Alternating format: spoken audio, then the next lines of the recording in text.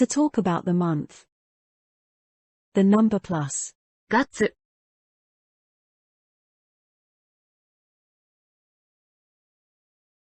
Be careful with the one marked. 4月4月7月7月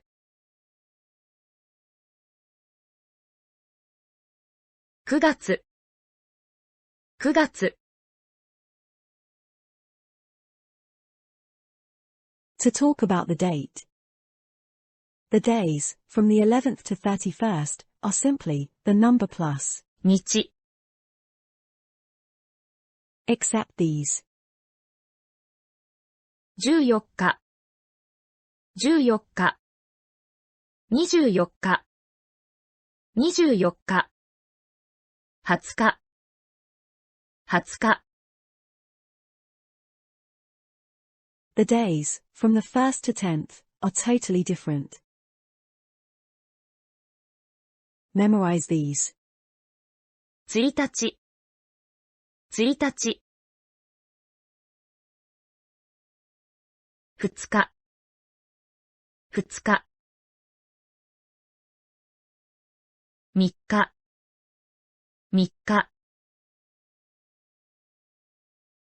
4日4日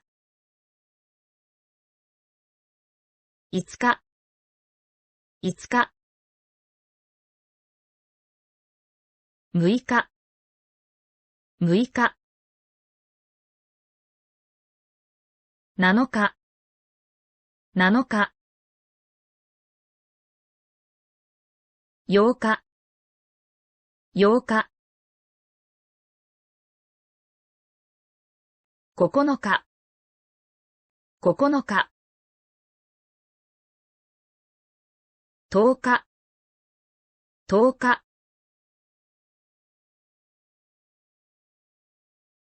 今日は10日です。今日は10日です。今日は12月10日です。今日は12月10日です。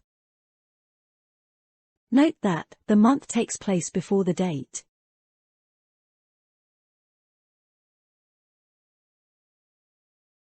明日は11日です。明日は11日です。明日は12月11日です。明日は12月11日です。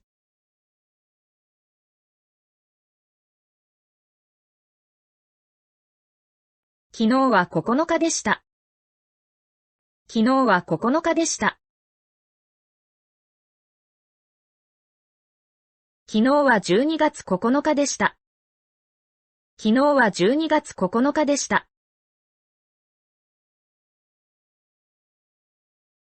I want to know what date it is today. What should I say? Remember these. In the same way. 何日何日何日ですか何日ですか今日は何日ですか今日は何日ですか明日は何日ですか明日は何日ですか昨日は何日でしたか昨日は何日でしたか Answer my questions.